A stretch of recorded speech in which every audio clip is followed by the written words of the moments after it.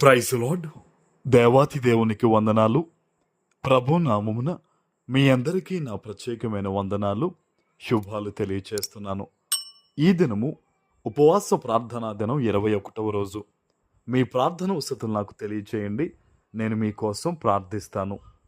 ఈ దినము కొరకు ఏర్పాటు చేయబడిన దేవుని వాగ్దానము యెషయా గ్రంథము 52వ అధ్యాయము 9వ వచనము.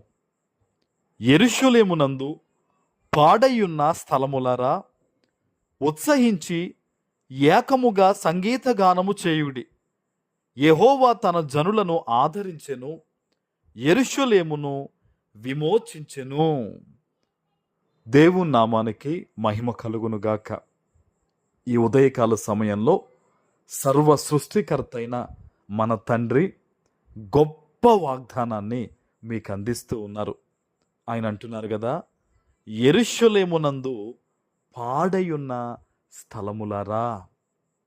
ఈరోజు కొన్ని విధాలుగా పాడైపోయి దుఃఖములో బాధలో ఉండి ఆదరణ లేకుండా ఉండి కొన్ని పరిస్థితులను బట్టి ఇంకా నాకు చావే గతి అని అనుకుంటూ పాడైపోయి ఉన్నావు కదా, ఇబ్బందుల్లో ఉన్నావు కదా, కొన్ని రకాలుగా ఎవరితో చెప్పుకోలేని ఆ వేదనలతో నలగొట్టబడి ఉన్నావు కదా. దేవుడు అంటూ ఉన్నారు, ఉత్సహించి ఏకముగా సంగీత గానము చేయుడి. ఈరోజు నుంచి నువ్వు దేవుని సన్నిధిలో నేర్చుకోవాలి ఆయనను స్తుతించడం, ఆరాధించడం. ఎందుకో తెలుసా?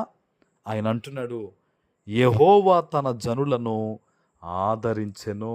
ఈరోజు నుంచి దేవుని యొక్క కృప నీ మీద కుమ్మరింపబడి నువ్వు ఆదరించబడతావు. ఆమేన్. నువ్వు దేవుని చేత ఆదరించబడతావు. మనుష్యులు ప్రేమ నోచుకోలేని పరిస్థితుల్లో ఉన్న నీకు సజీవుడైన నీ తండ్రి చెప్తూ ఉన్నాడు, నీవు ఆయన ప్రేమను నోచుకోబోతూ ఉన్నావు, ఆయన చేత ఆదరించబడబోతూ ఉన్నావు. హల్లెలూయా.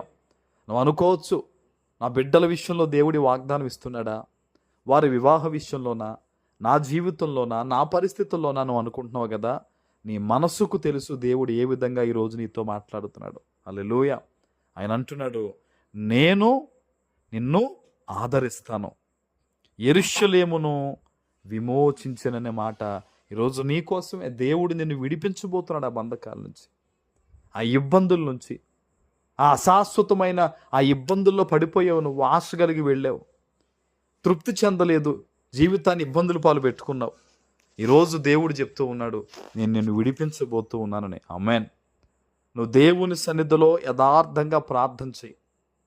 ఈరోజు ఈ వాగ్దానం నాకే కదా ఇచ్చావు ప్రభువా, నన్ను విడిపించి బాధలు, ఇబ్బందులు, శ్రమలు, కష్టాల నుంచి, ఈ అజ్ఞానం నుంచి విడిపించు, ఈ పాపము నుంచి విడిపించయ్యా, నీ బిడ్డగా నన్ను మార్చుకో తండ్రని ఈ వాగ్దానం ఎత్తిపెట్టి నువ్వు ప్రార్థన చేయగలిగితే గనక ఆయన అంటాడు, నన్ను నమ్ముట ద్వారా మీరు నీతిమంతులుగా తీర్చబడుతున్నారు.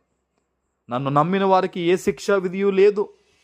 నన్ను వెంబడిస్తే గనక ఇదిగో మీరు నిత్య జీవాన్ని కనుగొంటారంటున్నాడు ఆయన. ఈరోజు దేవుని వాగ్దానాన్ని పట్టుకో. నువ్వు నీ జీవితంలో ఏది నువ్వు కోల్పోయాను అనుకుంటూ ఉన్నా, ఏ ఆదరణ లేకుండా ఉన్నాను అనుకుంటూ ఉన్నా, నీ తండ్రి నీతో మాట్లాడుతున్నాడు. ఇక్కడి నుంచి నువ్వు ఆనందించడమే, ఎందుకంటే ఆయన నిన్ను ఆదరించబోతున్నాడు. ఆయన నిన్ను విమోచిస్తున్నాడు. ఈరోజు నువ్వు దేవుని సన్నిధిలో నీతి కలిగి బ్రతుకు, యథార్థంగా జీవించు. వాళ్ళెవరో అలా జీవిస్తున్నారు, వీళ్ళు ఎలా జీవిస్తున్నారు పర్లేదని అనుకోవద్దు. నీ నీతి, నీ యొక్క యథార్థత విడిచిపెట్టకుండా, నా దేవుడు నన్ను చూస్తున్నాడు, నాకు ఇదో వాగ్దానం ఇచ్చాడు ఆయన, కాబట్టి నేను ఆయన కొరకు నీతిగా బతుకుతానని తీర్మానం చేసుకుని ఈరోజు అడుగు ముందుకు పోయి అన్నింటా కూడా దేవుడు నిన్ను విమోచించబోతున్నాడు. ఆమేన్. ప్రార్థన చేసుకుందాం. పరిశుద్ధుడు అయిన మా తండ్రి, ప్రేమ కలిగిన ప్రభువా, మీకు వందనాలు. ఈ ఉదయకాల సమయంలో మీరు ఇచ్చిన గొప్ప వాగ్దానము ప్రతి బిడ్డ జీవితంలో నెరవేర్చి స్థిరపరచమని యేసు నామమున ప్రార్థిస్తున్నాను తండ్రి. ఆమేన్.